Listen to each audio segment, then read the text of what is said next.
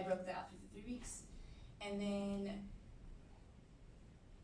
yeah, so the program that I worked with was connected to their psychology department at Beijing Normal University, and that psychology department is known to be the best psychology department in China.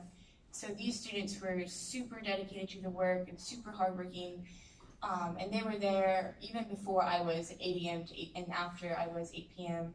So I felt like I had to be there when they were, but it kind of opened my eyes to how differently Chinese students and American students work. Then one of the things I got to do is visit the Great Wall of China, and before I got in, I had to wait in a line for over 3 hours, and the line was insane. They, not all lines in China are like this, but the line that I was in was just, there's a picture on the next slide, but there were people just crowded, and they were pushing and shoving, and they were lifting their kids to over the bar to cut line and get there sooner. And I was the only foreigner in the line that I could see, at least. So a lot of people were staring, and a lot of people were asking me questions in Chinese that I was trying to answer, but I didn't really know what they were saying most of the time.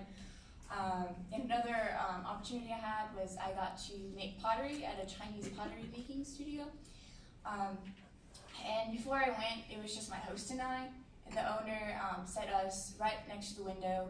And within 10 minutes of making my pottery, there were crowds of people in Beijing just swarming around me, taking videos and pictures. And there was this little girl that was watching me, and my host was translating for me, but she was saying, "Oh, she's so good, she should be a professional pottery maker." And it was even funnier because it was terrible, and people were taking pictures and videos of this terrible pottery that they thought was good just because I was a foreigner, but it also opened my eyes to how little some people in Beijing do see foreigners and how they view foreigners because of that.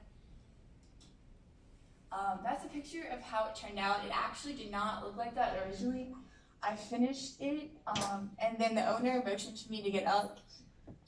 And then after I got up, he sat down and fixed it because he didn't like how mine looked, I guess. And then the bottom left corner is me in the studio. That actually is after the crowd died down a lot. It was completely empty, and then the crowd came, and then it left, and then there was barely any spots empty in the studio. Everybody was making kind of like I was like an advertisement, I guess, I don't know, for the place. And then that is a picture of the line. You can't see it, but there are bars, so it's like zigzag. And in the bars, it's just crowded. Yeah. And then some of my favorite parts were the people. They were very welcoming. And a lot of the places I went to, they would offer me free gifts, just because apparently that's something they do for foreigners. Also, I met a lot of friends there that I still stay in contact with, and I will definitely go back and visit. And then the food was amazing, and it was pretty cheap, and you got a lot for it. And I miss it a lot, honestly. But, 在没有去北京以前，很多的人说，北京人很冷漠，但是我去了北京后，发现北京人很友善。The one in the top middle was my host, and she's holding the first meal I had in China, which was chicken feet, which was very good. And then the one on the right top corner, I chose that picture because my host warned me that the graduate students had a hard time opening up to people, and they didn't know how to have fun because their entire life they just worked hard and studied.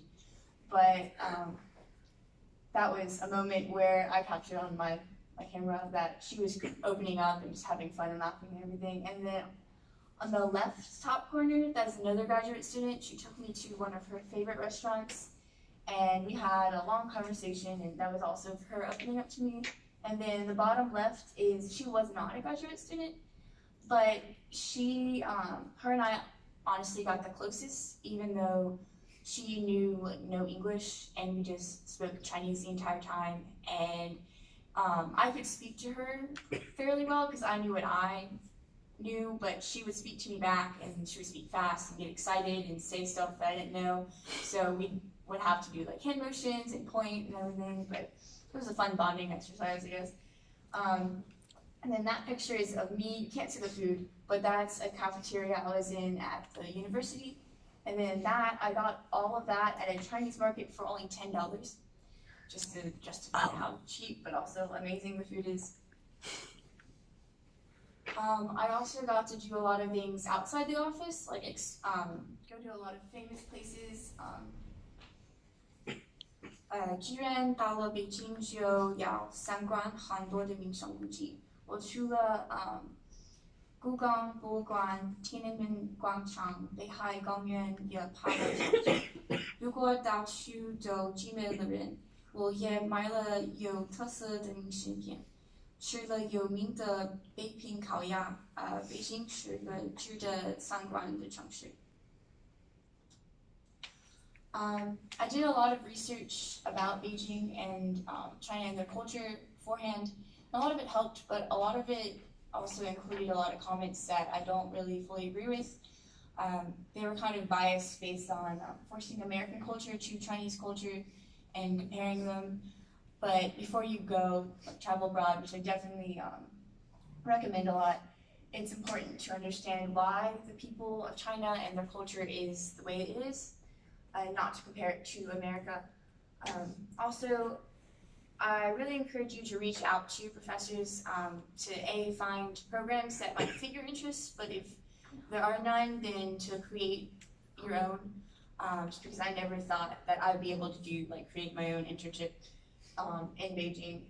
It also creates a lot of connections and opportunities that will just bring you wherever you might want to be in the future. And then a lot of people will be impressed by you even trying to speak Chinese, whether it's good or not. So don't be afraid to try to speak to them in Chinese, which I was most of the time. And then they'll also probably speak to you in English and try to practice their English too, which is also fun. Thank you so much for listening to my presentation. Does anybody have any questions? Yes? How did you go about creating a study in China with your professor? Yeah, originally I said it was originally a global leadership class, and I told her how I was in the flagship program and I wanted to